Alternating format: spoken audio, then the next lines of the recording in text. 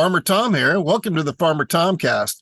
Today on our ongoing series, Heroes of the Green, we've got Clint Werner and his partner, Donald ABRAMS. How's it going, guys? Good, thanks. Great. Well, the world wants to hear your stories, and I'll mute myself and hand you guys the mic. Let her rip. Okay, thanks, Tom, for asking me to be a part of this, and also Donald. So I'll just go back in time to when my interest began and how it all spun into activism.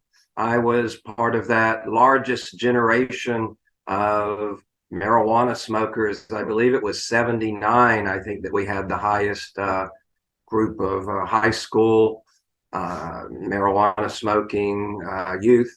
And that's when I graduated from high school. So what happened was I enjoyed it. I got turned on to it at a very expensive boarding school.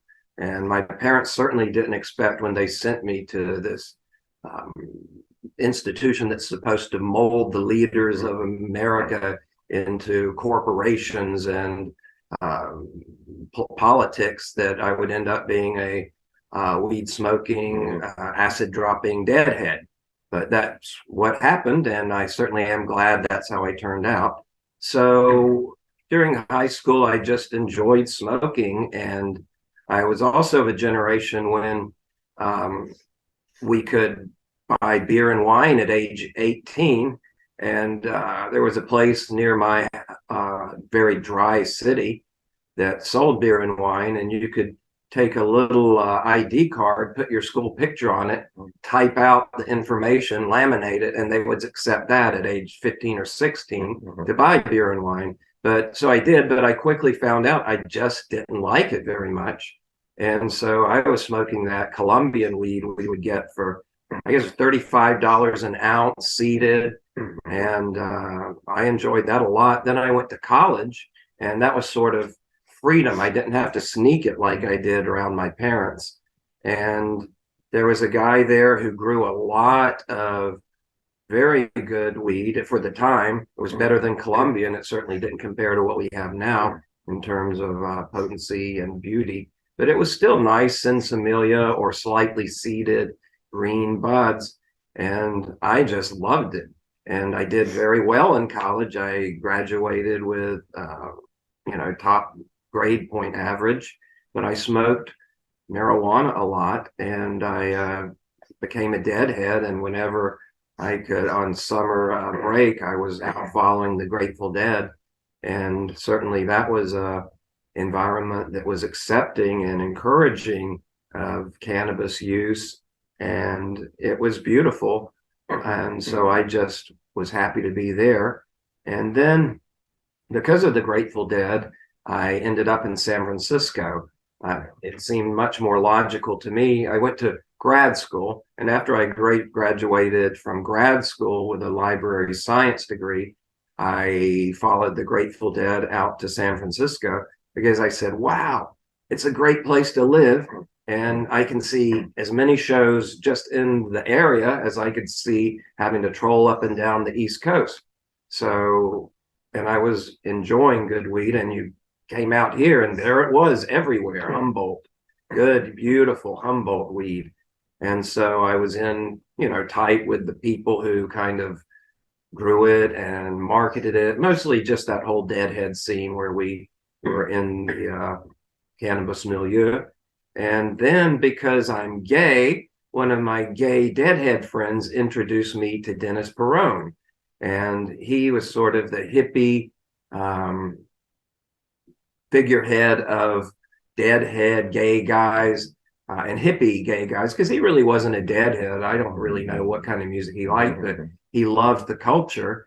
And so I was friends with him and Gilbert Baker, who is the genius who invented the gay pride rainbow flag that is now ubiquitous around the world. So I got just in with that culture. And Brownie Mary, who was the woman who baked marijuana brownies for AIDS patients and was a volunteer at Donald's institution, as she said, or as someone said, the hospital that he was working at. She was a volunteer there, and she would give the AIDS patients marijuana brownies to ease their suffering. So I was in that whole group of people and really tight friends with all of them, and sort of working in activism, equal rights, but also legalization, and especially medical marijuana legalization, because that certainly seemed to be the first step we needed to take, because you want to help the most suffering the first. And so we were all about that. Okay. And one of the biggest moments in marijuana legalization came when Brownie Mary was baking brownies. I think it was 91 up in Sonoma, because she was wary of the San Francisco cops, because she had been busted in San Francisco once or twice already. So she was up there and she was folding marijuana into the batter, the butter, and making her brownies when a sheriff's deputy, I believe it was, stopped by to serve a warrant on someone else that saw her doing this and arrested Brownie Mary. And so she called Dennis Perone and said, "I've been arrested." He's like, "Oh my God, get CNN, get ABC, get them all on the line," to his assistant. And because it was the like, what do we say, a watershed moment, a pivotal moment in this whole story, because this little old lady who volunteered at the hospital to help dying people with AIDS was busted for making marijuana brownies to help these dying people. And it was just like the perfect human interest story to just pull it all together. And so Brownie Mary got busted.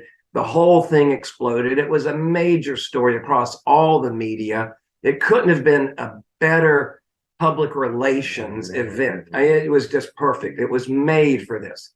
And so Brownie Mary was defiant, and Dennis worked it really well. And we had a rally in Union Square, right there in Union Square, which is like where all the Macy's and, you know, these big Nordstroms, they're all surrounded by great hotels. So it's very, very central to San Francisco. And so we had a massive rally. I think ACT UP, all the other cannabis legalization groups showed up. We all were there. It was a big, big rally for Brownie Mary. And so they gave the mic to her to speak. And she takes the mic and she says, "If the narcs think I'm going to stop baking marijuana brownies for my kids with AIDS, they can go fuck themselves in Macy's window." And, you know, cheers. And so that was really, you know, how it all, it began earlier, but how it was launched into a whole new level of attention and profundity. So that was going on. And about that time, Donald had met Rick Doblin. He can tell you more about that. But I went to the Unitarian Church, because there was a MAPS, Multidisciplinary Association for Psychedelic Studies, meeting. And I sat there in the audience, and they brought up this guy, a doctor who Rick Doblin, the founder of MAPS, had recruited to do a study with AIDS patients of the benefits of medical marijuana. And so I said, "Oh, that's neat. That's cool. Let's hope that works." And then about a year and a half, 2 years later, I went out on a date with Donald, and we're sitting there and it just snapped. Everything snapped. And then I found out he was the doctor who I watched at the Unitarian Church, and that he was doing this push to get legalization. So maybe I should let you talk. To do research. Yeah, well, I'm sorry, to do research that hopefully would lead to medical marijuana legalization.